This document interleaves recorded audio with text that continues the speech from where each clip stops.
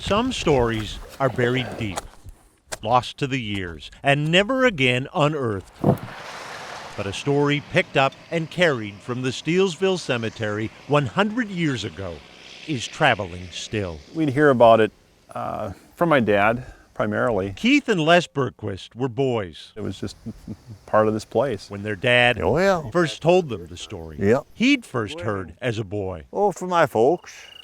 The story of a man buried outside the Steelsville Cemetery fence. Let's go to the L's. 2 years ago, Lundberg. that story brought Les to the Dassel Area Historical Society. Carl, that's his brother.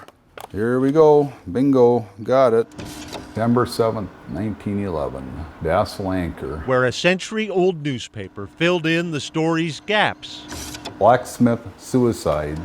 In graphic detail. Blows the top of his head off in a fit of temporary insanity. The article recounts how Johann August Lundberg barged into a neighbor's home, stole a gun, then held the sheriff at bay. Had been a heavy drinker. It is written with words Became insane. that reveal much about attitudes a century ago toward the mentally ill. A maniac placed the gun to his head and pulled the trigger. For Les, the verbiage also provided context for the story he'd grown up hearing of a father who loaded his son's body in a wagon and dug a grave outside the Steelsville Cemetery. They put him on the outside of the fence,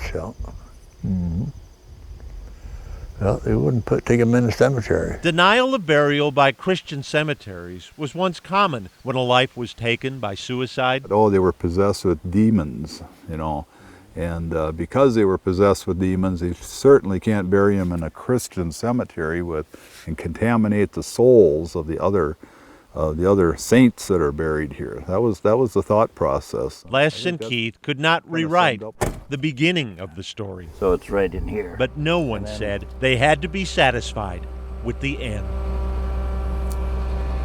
Kind of fulfilling to see it come to a close, and it's kind of breathtaking to know it happened 100 years ago tomorrow.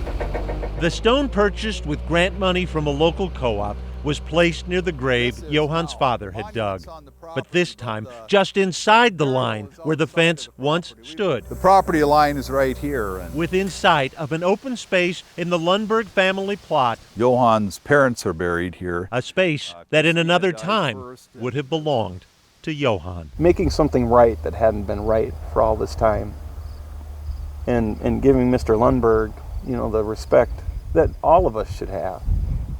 But there was still one wrong from the story they needed to make right. Amazing grace, how sweet the sound. Gethsemane Lutheran Church couldn't locate so much as a photo of Johann or a single surviving relative.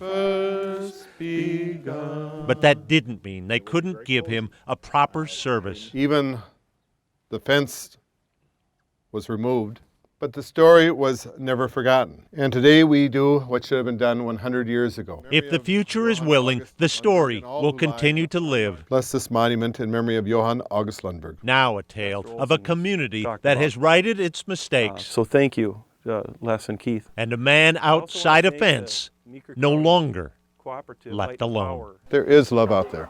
There is hope. Boyd Huppert, KARE 11 News, Dassel.